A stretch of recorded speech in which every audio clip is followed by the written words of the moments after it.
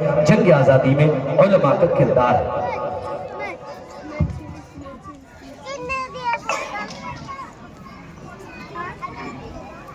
अस्सलामु अलैकुम व रहमतुल्लाहि व बरकातुहू।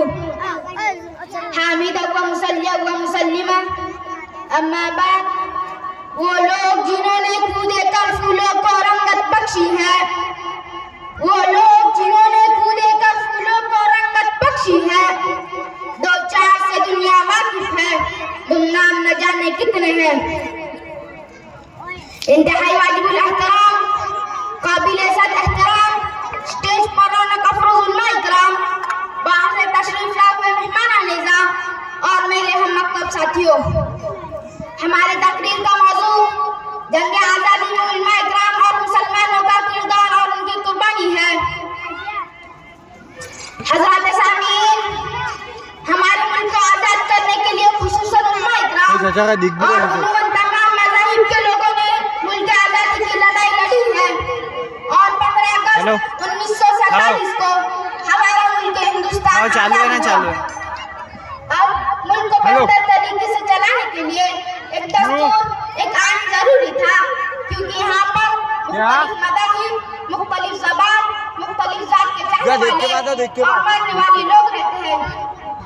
लिहाजा हमारे उलमा इकराम की रहनुमाई और डॉक्टर भीमराव अम्बेडकर की सदारत में 2 साल 11 महीने 18 दिन में हमारे मुल्क का आइन तैयार करवाया गया और 26 जनवरी 1950 में हिंदुस्तान में जमहूरी तर्ज हुकूमत का आगाज हुआ। अज़ीज़ान गिरामी, तहरीक आज़ादी की दास्तान बड़ी तवील और अलमनाक है। आमतौर पर ज़हन दिमाग में तसव्वुर बैठाया जाता है कि जंग आज़ादी की कामयाबी का सेहरा मुसलमानों के अलावा दूसरे मज़ाहिब के लीडरों के सर पर है। चुनांचे 15 अगस्त व 26 जनवरी की तकरीब इस मौजू को इस तरह पेश किया जाता है और स्कूलों के निसाब में इस मजमून को इस अंदाज से बयान किया गया है जिससे महसूस होता है कि जंग आज़ादी में मुसलमानों का हिस्सा आटे में नमक के बराबर है।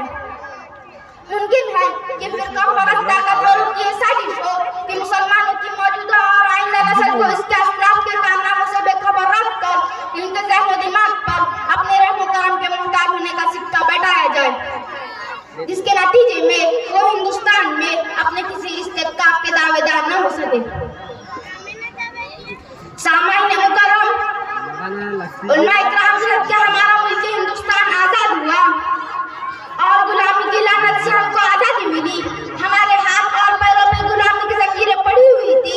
इन उलमा इकराम के साथ हम आज़ाद हुए, इसलिए हमारा फर्ज होता है कि हम इनकी कुर्बानियों का जिक्र करें।